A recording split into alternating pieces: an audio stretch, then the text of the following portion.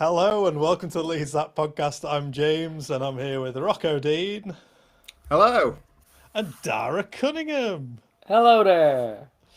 Very good to see you, chaps. How are you both? I was good, and then I realised I've not received my season ticket yet. I completely forgot. I've been on Yeah. holiday and not thought about it, and yeah, I've just been scrambling through my emails. So if anyone in the chat hasn't received theirs, I would be reassured to know that I'm not on my own, and it is forthcoming. Just tell him you're on your own.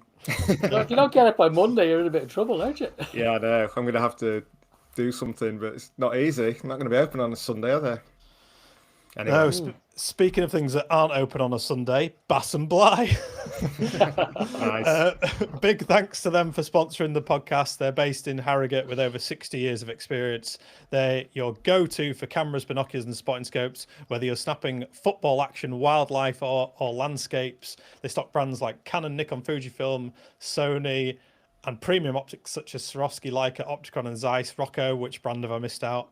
You missed out Pentax. Of course. And if you're looking for used gear, they've got a brilliant selection, perfect for beginners or seasoned pros. And for our listeners, grab £10 off when you spend £100 on used gear. Just go to the website, there's a little pop-up. That's www.bassandbly.com or 6 Beulah Street in Harrogate. Yeah, in fact, I was going to mention, we have... I'm not going to do loads of plugging, but we have got a community space where people come in. It's WhatsApp group and chatting, and I'm really sorry, but I've forgotten the person's name. I starred it to look at it, but they they live very close to Leeds Bradford Airport, and they're going to buy a spotting scope of some sort, not as like some sort of weird. I don't know, that something that MI5 should be worried about, just to see if there's any planes landing, private jets, that sort of stuff. Any new signings? I think it might be Paul. Might have got the name wrong. Yeah, so the season's about to start and we've got a new signing. I'm kind of glad we're doing this a couple of days, well, a day or so after he signed, because I think when people were first hearing about it going through on Thursday and seeing a lot on Twitter and content creators, etc., all seemed a bit like, ugh.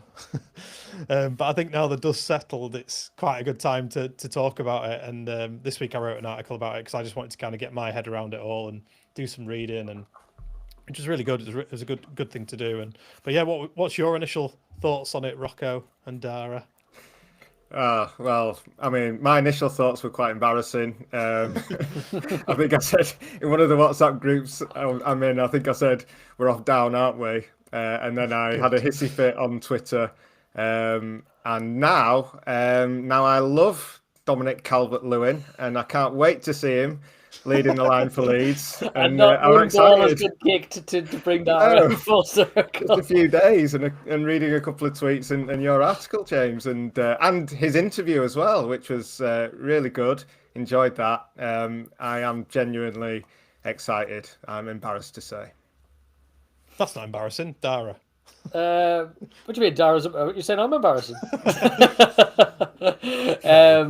Okay, look, from a footballing perspective, I totally agree with you, James. Actually, the first day I was probably a little bit underwhelmed, and then as the days have gone on, I'm gone like, no, actually, that's an okay signing. Like, I'm happier with it as it progresses. I mean, look, let's take the positives first of all, and then I'm going to go in on the club. It's building a good squad. So if Sunderland had signed him, we'd all be going mad because we'd be saying, what a backup striker to have for your squad. And I think any Premier League club in the bottom half of the table would probably be okay with having him as a good squad player. He may be our starting number 9, where that might be an issue. Also may not be. I spoke with Jermaine Pennant on TalkSport, plug, during the week, and he said the main thing was, if you can keep him fit, you've got a top class striker in your hand. So maybe that's part of it. And part of that is, if we look at, say, like Manor Solomon, who was out injured for pretty much 2 years, and Farke managed to keep him fit for pretty much all of last season. He played an extremely important part for us. His tweet, did you see his tweet where someone was slagging him, saying you should have gone to, you thought you were going to get a European club, and he said, I got the offer, but I chose Leeds. Love that. Marching on together, MOT put. And he seems to have a determination about him to really kick on. He knows where he's been. So from a footballing perspective, I've grown into it. And reading your article actually last night, James, I'd advise anyone to read that. Just go on to Leeds that website, click on articles, it's the top one there. That actually did give me a bit of hope. Rocco, I think you were the same. You said the same thing after reading his article. Kind of, you're like, yeah, let's give this guy a chance. Like he's a good striker. But saying all that, I look at things from an administrative perspective. I am concerned. Here we go. I am concerned. So I'm not throwing the baby out with the bathwater yet, but Dominic Calvert-Lewin has been a free agent for a few months and could have been negotiating contracts as far back as last January. We're supposed to have done 6 months of planning for either scenario, promotion or staying in the championship. He wasn't clearly, I don't think he was on the radar, judging by the fact we've gone for him in mid-August. So it does raise a little concern with me that the timing of it. If we'd gone for him in June, I think everyone would have been happy with it. Because you're looking at it and you're going, like, you're building a good squad. So that to me is concerning. Like he's coming on a free, which is good.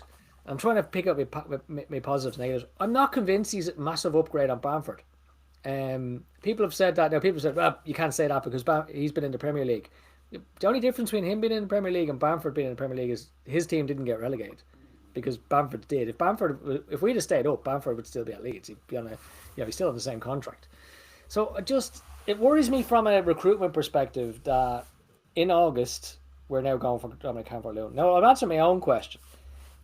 The only part that could make sense in that is if we looked at him earlier and he was looking for 120 grand a week and we said, no, we're not paying that and close the door on it. And he's come back to us and say, all right, look, I'll take 80 because he's not going to be cheap.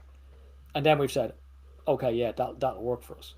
That's the only way it's acceptable. Otherwise, if I'm the CEO of Leeds United, I am pulling in Underwood and going, what's the strategy behind this? I'm not disagreeing with it, and also let's judge the end of the window because he could pull off absolute bits between now and then.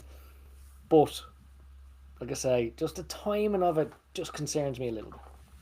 I think Farke has always wanted Dominic Calvert-Lewin. I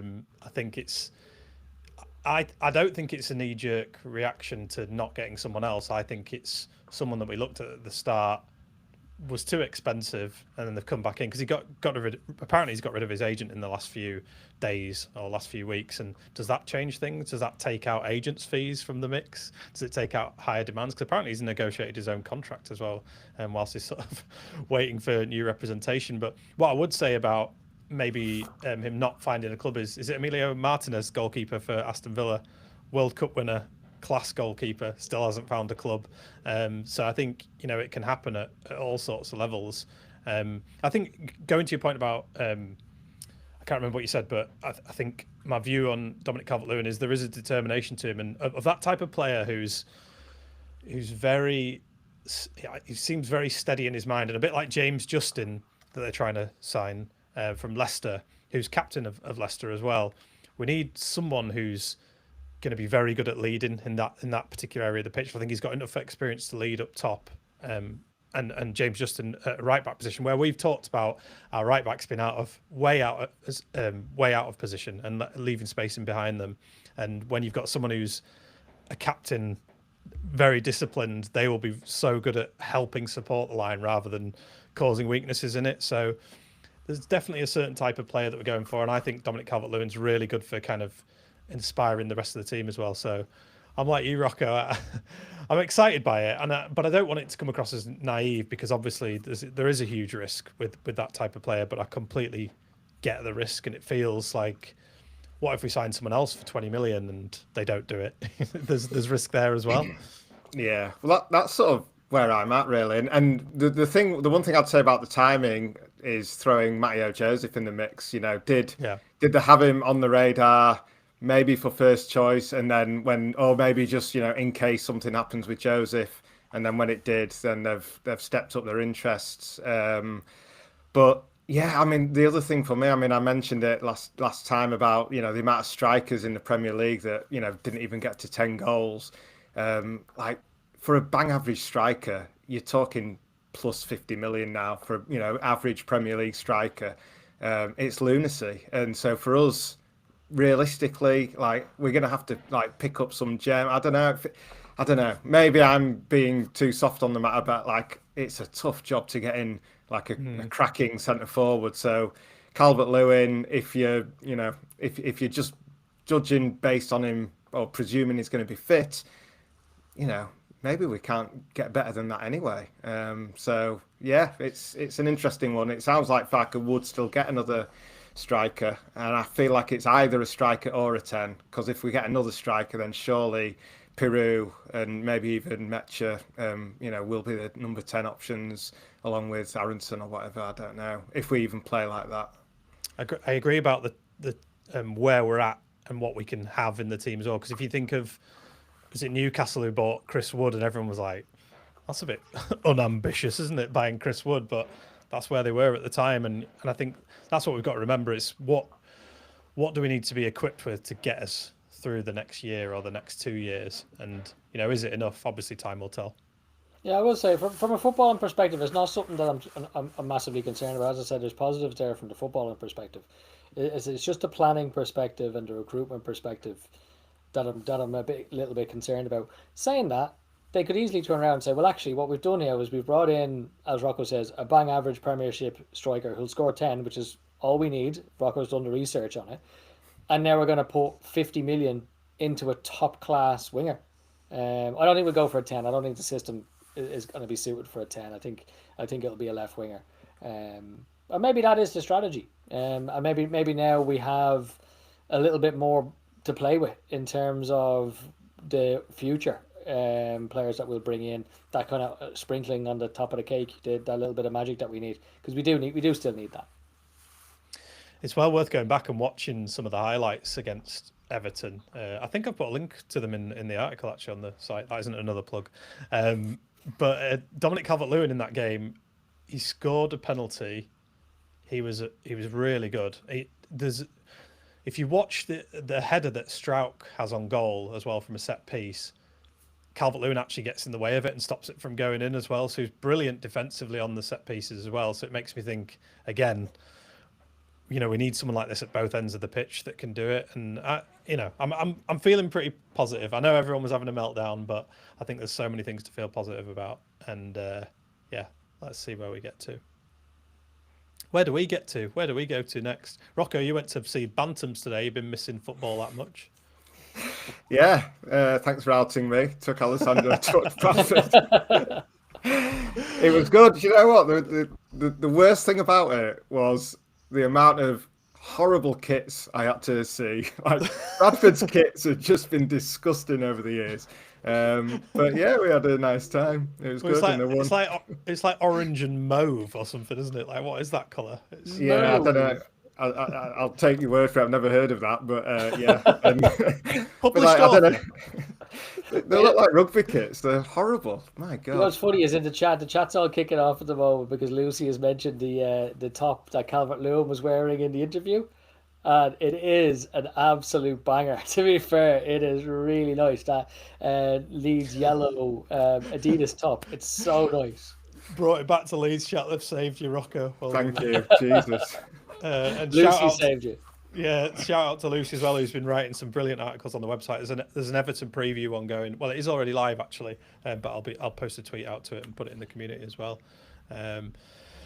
So yeah, we could probably move on. Go on, Rocco. Let's move on. I was going to ask if everyone's happy or impressed with the state of the squad for match day 1.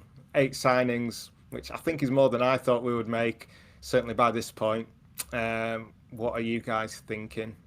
Whilst they're coming to us, because there's always a bit of a delay, where are we at with this? What do you think? Do you think we've got everything we need? I know Farke and everyone's talking about the need for more attacking presence, and I agree. Like, you only have to look back to us going to the Premier League last time, and we had, in hindsight, one of the best wingers in the world signed for us, and Rodrigo, a striker who was a Spanish international at the time. So you could see the intent then, and I think there's some intent needed now that's similar. Not saying we're going to get Rafinha or similar quality, but that's where we're at. And do you feel that is lacking? Does it feel like that from pre-season as well?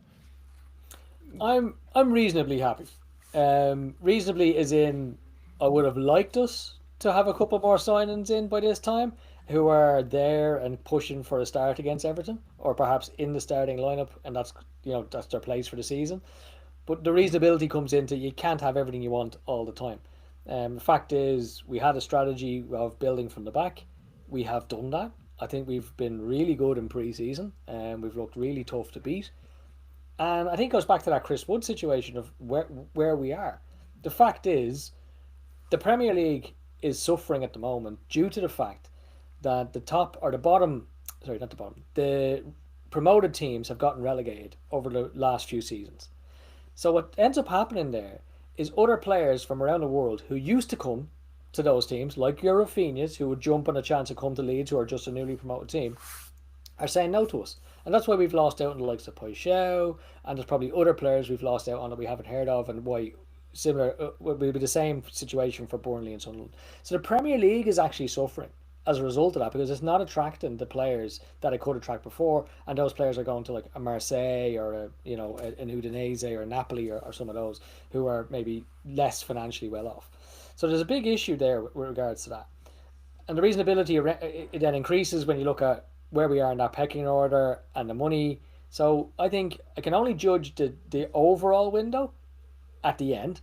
And I can see there's Oliver's saying like a 6 out of 10 for right now. But if we brought in two absolute world-class stars by the end of the window, you'd be delighted. So, as I say, you got to give people their chance. So let's give the recruitment team their chance. They've not let us down yet.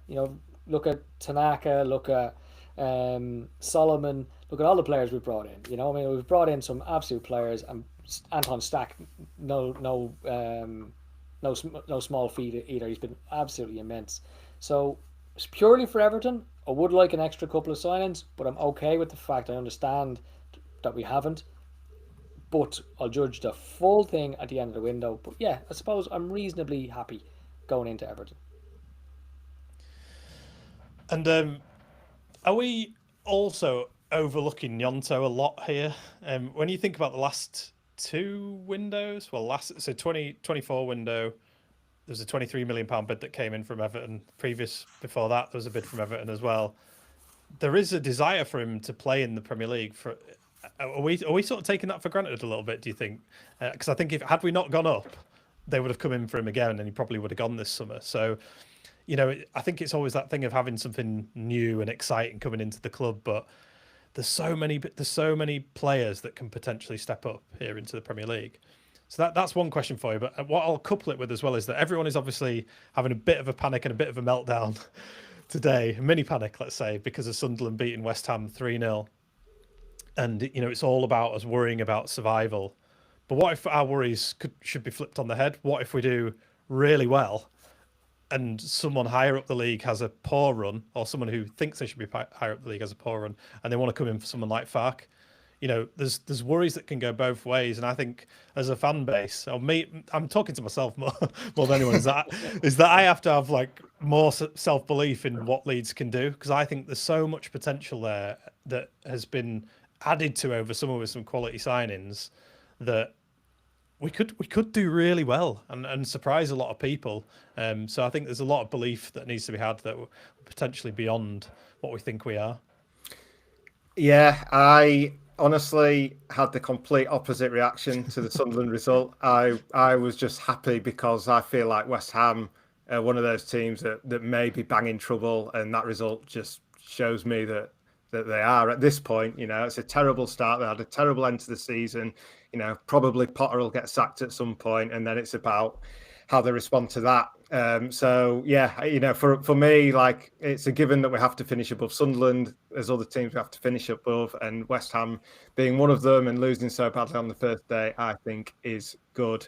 And yeah, I'm with you. I feel like we might do really well. I mean, the thing that I've thought all summer really, and I just don't have a clue yet because I don't know how they're going to do in the Premier League, but the fact that we're such a fantastic side in the Championship, we look like a Premier League team, playing an FA Cup game every week. Like, we were just a cut above. We look like a top class side.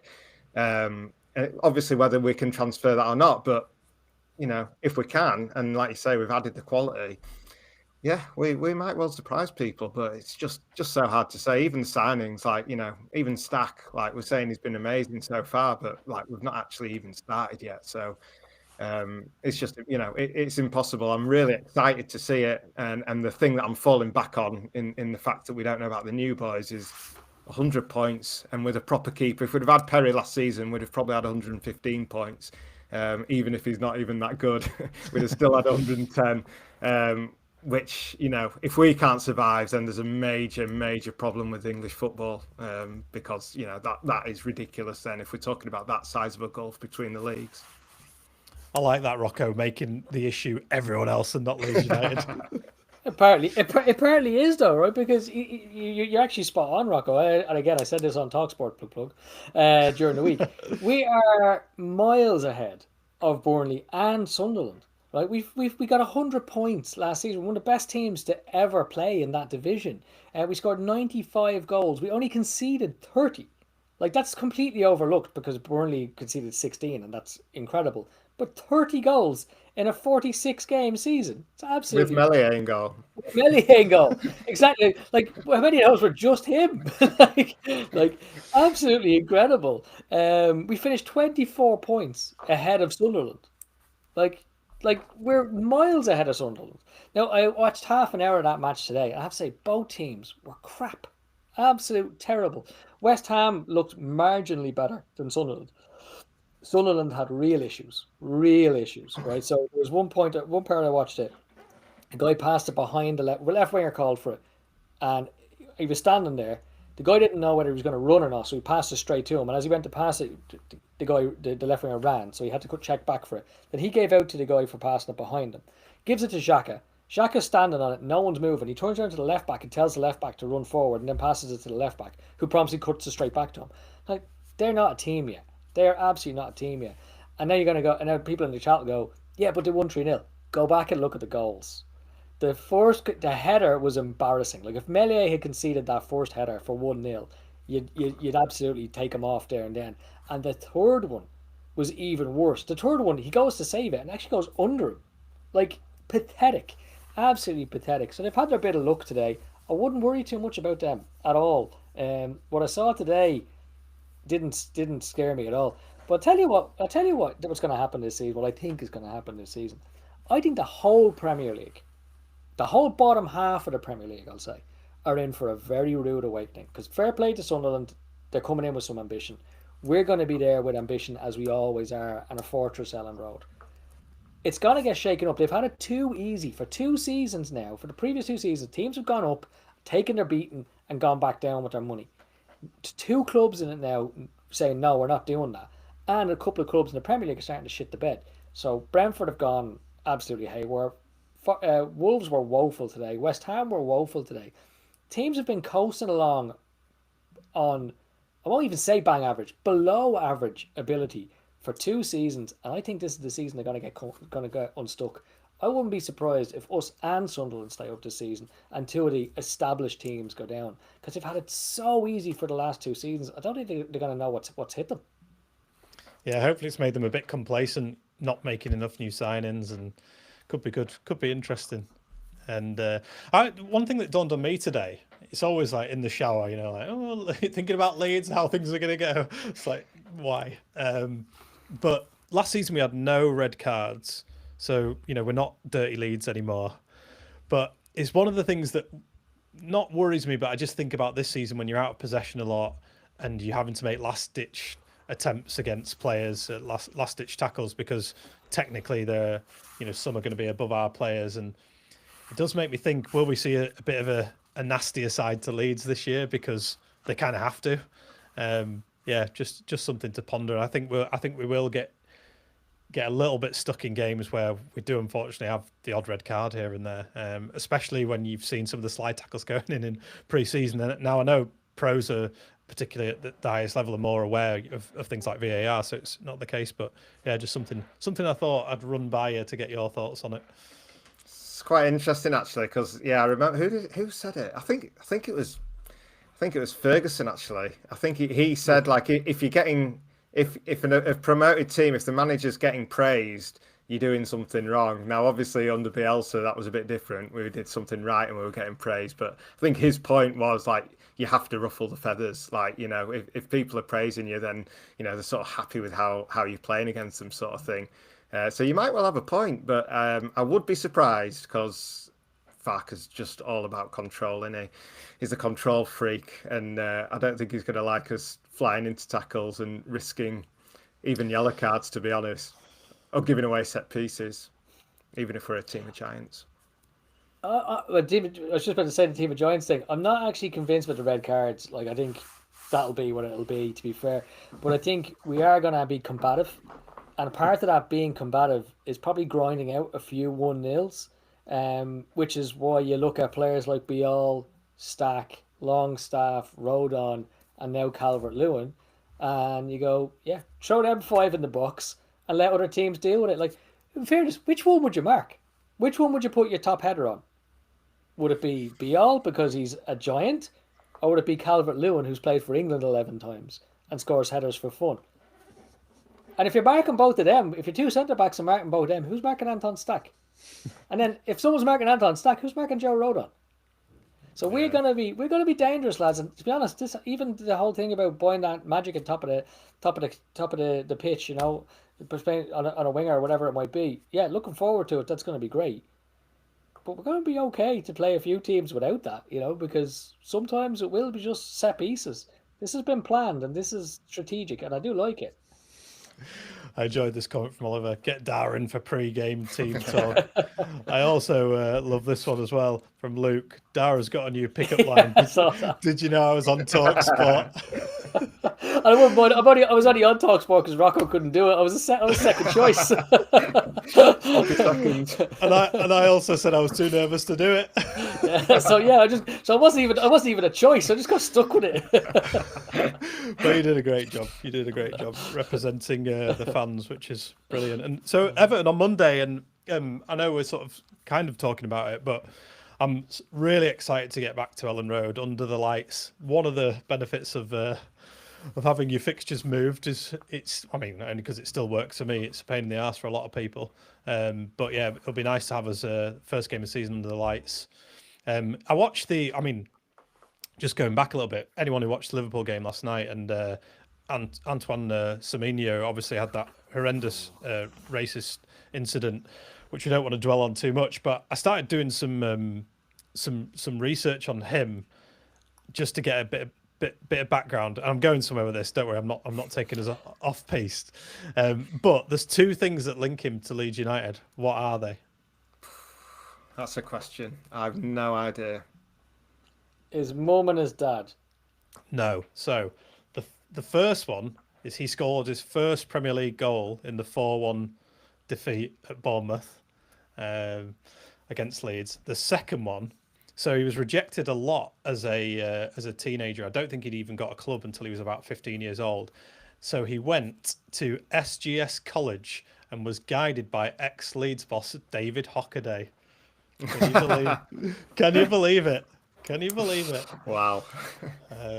So there you go. You know, anyone who says that Dave Hockaday hasn't got the minerals, eat some of those, because Semenyo was absolutely class last night. Terrifyingly class. Oh dear. Right, let's move on. Everton. So yeah, looking forward to that. I think David Moyes, I took a lot of enjoyment from him getting annoyed about leaks coming out of the club that their defender, what's his name? He's injured, isn't he? Branthwaite is injured. Said that Jack Grealish has been training very well. So it looks like he'll be starting against our international Isaac Schmidt. No, he's had no pre-season. Absolutely no pre-season. What's your thoughts on the game anyway? Looking forward to, well, obviously you're looking forward to it, but what in particular?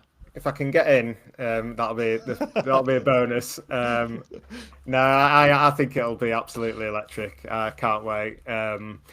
Yeah, the only thing that I'm annoyed about is the Premier League anthem and obviously VAR, but I won't whinge about that. I'm just excited. I think it'll be an amazing occasion, and yeah, it's so pathetic, isn't it? Yeah, no, just buzzing, and to see what we're like as well. I mean, when I had my hissy fit about Calvert-Lewin, I got so many comments from Everton fans like, taking the piss out of me because I said basically like Everton were one of the teams that we need to target finishing above.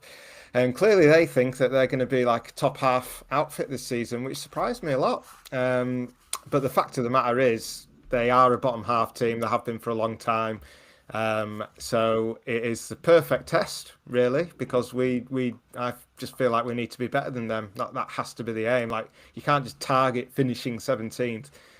So I'm really interested to see how we do. Well, first off, if Rocco doesn't get his season ticket in time, I'm just switching off my phone because I'm not dealing with the meltdown that's going to happen for Rocco going absolutely mental and doing a live stream of just himself raving and ranting outside the East Stand. I'm not having it, right? Secondly, do you know what? I'm actually impressed that you've got the technical ability to add the ticket to your phone when it arrives, Rocco. I can help you with it if you want. Anyway, sorry. The other one is I see apparently there's not enough likes in the house according to Jay. So if everyone could like, share, and subscribe, we would really appreciate it. Now seems as good a time as any to ask everyone. We've exceeded the 1,000 mark. We're heading now towards the 2,000 mark. Oh, yeah. Sorry. Million. I'll take a million. On that as well, we never really, because obviously this goes out on the audio version as well. So if you listen on there, please give us a follow on Spotify, Apple Podcasts. Give us a rating as well. It all really helps. But yeah, thank you, appreciate that. Yeah, and any comments are always welcome. We do try and reply to actually nearly all the comments as well. Yeah, I spend time. Go on. Yes, sorry. you do. And back to your question. So, looking forward to Everton. Yes, very much looking forward to the Everton match. I think they'll probably have a decent season. I think, they were a very different team under Moyes than they were in the first half of the season last season. A lot of Everton fans didn't enjoy the Frank Lampard era. They didn't enjoy the Sean Dyche era. So Moyes appears to be a bit of a release for them, at least, which is funny when you think about it, because let's face it, Moyes isn't known for playing flamboyant football. But they are a better side under Moyes. The good news for us is that it's early in the season. They've lost a lot of players. They haven't yet replaced them. They're still sniffing around who they're going to bring in. Stellar signing in Jack Grealish, gotta be honest. As much as Leeds fans want to hate Jack Grealish, I think we probably have all learned to respect him a little bit over the last while. He seems like a decent guy, and he's very good with kind of underprivileged people as well, and people with disabilities as well. So it's almost hard to hate him as much as you'd love to give him a smack. He does seem like a decent guy, like. But I still think we're going to beat them. I still think that there's just going to be too much. I think their squad is in more disarray than ours, even though they're coming from a higher platform. Under the lights, Rocco, you've said this a few times. Under the lights at Ellen Road in a match we've waited 2 years for, the big comeback.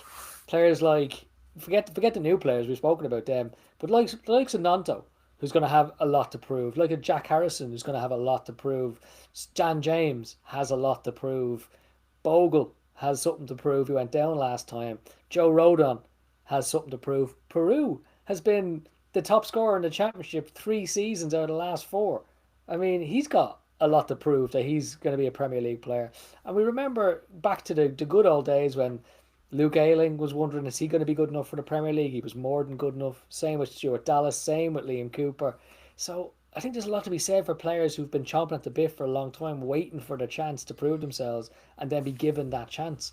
So I'm really looking forward to seeing those players as well assert themselves into the Premier League. And with that, I think we're going to... No, I'm not going to say sneak a win. We're going to win. I don't know how we're going to do it, but we're going to win. Maybe a Jack Harrison cross onto a Dominic Calvert-Lewin header in the 92nd minute. That'll do me. Yeah, and we'll just have to wait and see. I think everyone's just waiting, aren't we? It's like this is what's so hard when all the football's already started and you're the last game of the match week. So well, give us a prediction, James. Come on. Are we going to win? My prediction for Leeds United versus Everton is 2-1 to Leeds. I think it's going to be a real test, but I think we'll be so up for it. Everyone, players, Ellen Road will be the fortress that it needs to be. And I think we might just sneak it. I'm hoping for a last-minute header for one of our big men. Would be a glorious way to start the season, wouldn't it? What about you two? Well, if I was to make one prediction, it would be a typical Leeds that concede from a corner or a set piece after all the land of the giant stuff. Like it's just written, isn't it? But yeah, I'll go with 2-1. Calvert-Lewin, last goal scorer. seems like the nap of the day to me.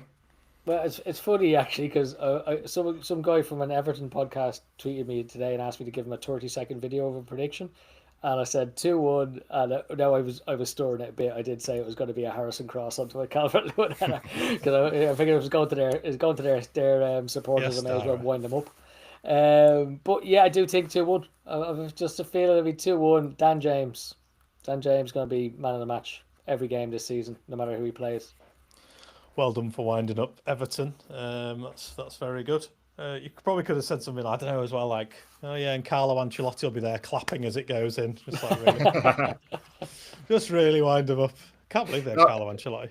I can't, but I can't believe what I read in your article, that all his goals in that season under Ancelotti, like what was it, 17 goals or something, all first touch finishes. That is absolutely incredible. Yeah, and I think that's one thing to pluck out really is, will Farke instruct similar?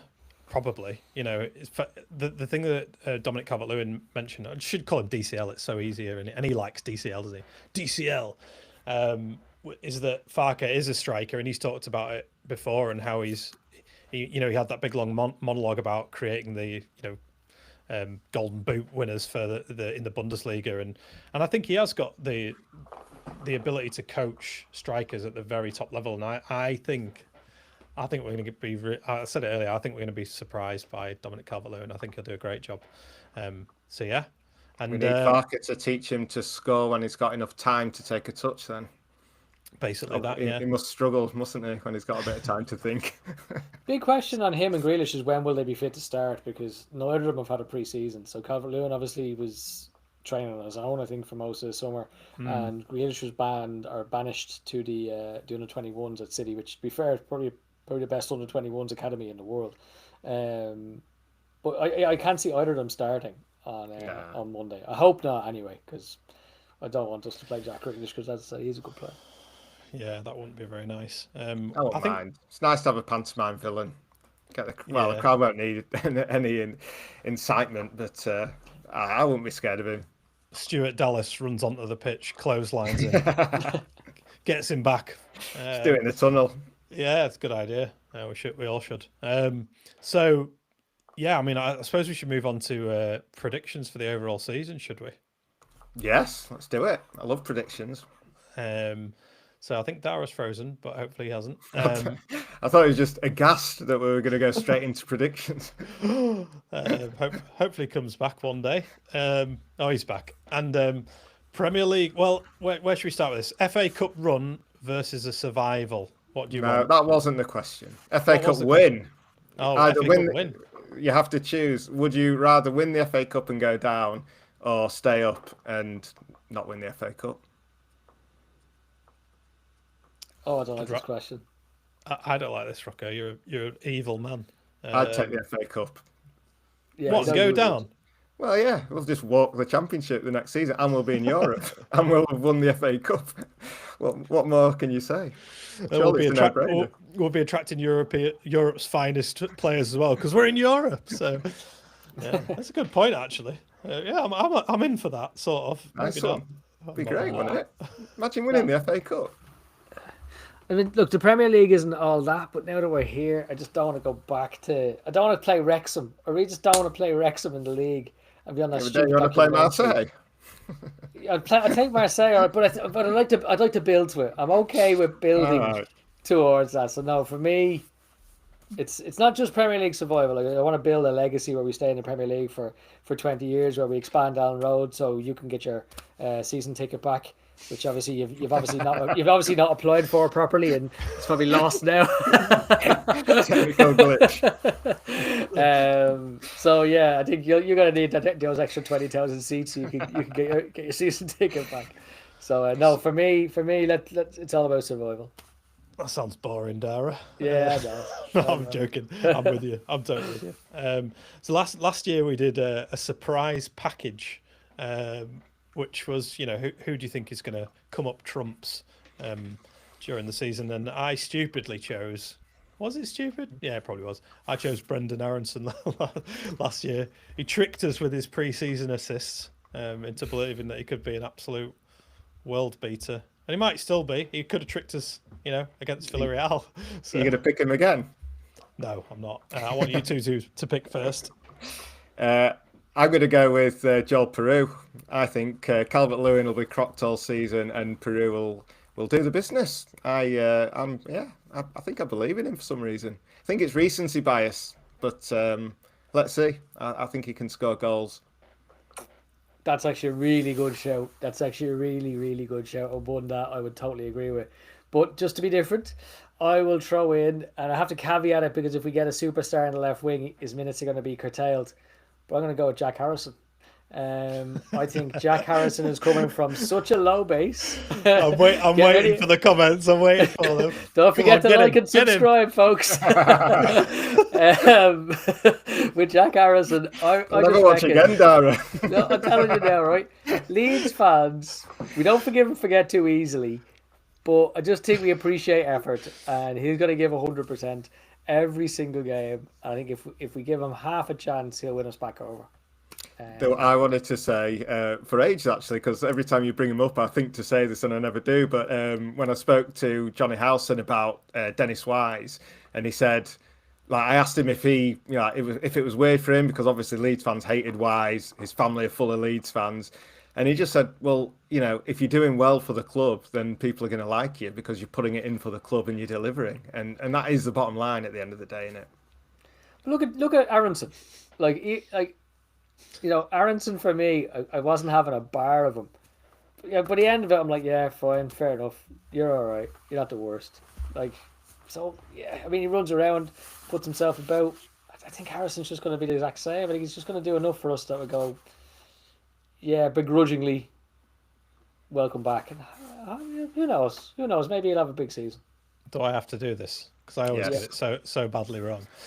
I am going to go with Ao Tanaka, because I think there's so much attention on all the new signings and so much attention on who's going to come in. I think Ao Tanaka is someone who can really step up at this level. And I wrote an article which was sent to me by Japan Whites earlier this season, which I've also written an article on them as well. I've been busy.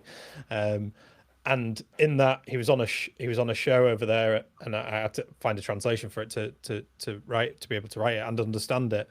But he referred to himself as wanting to be a monster and going to the next level, and that he was playing against monsters at the World Cup.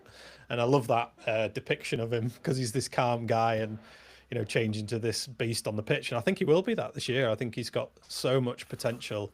I'm really, really excited to see how that develops. So yeah, Ao Tanaka is mine. Before you move on, James, go on. Just a reality check that's after bringing us. All three of us, well, Jack Harrison maybe new, both of you have named players that were here last season. I guarantee there's not one Sunderland fan who's naming anyone who played for them last season. Yeah. And that just goes to show we are coming from a much higher level than they are. Yeah, it's a good point, Dara. Very good point. So who do you think is going to be Leeds' top goal scorer? Well, I have to say Peru now, don't I? So, yeah, I'll go with Peru with a whopping 15. Nice round number. Flames in the chat. Go on, get him again. I will go with Dan James. I'll go Dan James based on Rocco's research, actually, where the strikers don't get as many goals. Now, in fairness, I'm trying to be a little bit different as well, because I do think Peru's going to do well. But I also think there'll be rotation between him and Dominic Calvert-Lewin, and maybe he won't play enough games to get those 15 goals, despite the fact that he'll be a good player this season. I do think he's Premiership level. So I'll go with Dan James. Nice. I am going to go for... I don't know. You wrote these questions. Well, Rocco did, but I don't. Shall I just say Dominic Calvert-Lewin just to be different from you, Rocco? Definitely. I'm going to do it. Dominic Calvert-Lewin, top goal scorer for Leeds. There we go. And so, I mean, there's a few that are coupled here together, but Premier League winners, who are you going for? Leeds United. Done. Move on. I'll go with Arsenal. Well, seeing as though I'm already hated for Jack Harris, I'm going to say scum. Nobody kidding. Nobody kidding. Nobody kidding. No, I'm kidding. It's good. Liverpool are going to walk it. Like, Jesus Christ, they were brilliant last season. And they have signed Frimpong, Wirtz. A lot of people have seen Wirtz. What a player. The strike Ekitike, they'll eventually get Isak. And Kirkez on the left. Like, they're streets ahead of everyone for the next 10 years. Like, well, not 10 years. Streets ahead of everyone for the next 2 years. I'm going Arsenal. I think what have they got? The highest total points the last 3 seasons versus other teams, and they've made some good signings, and they're so consistent. I think there's potential for them. Liverpool yesterday made me think they've still got a bit to go with their defence, but they'll fine tune that and they'll be solid. But yeah, I think Arsenal might do it.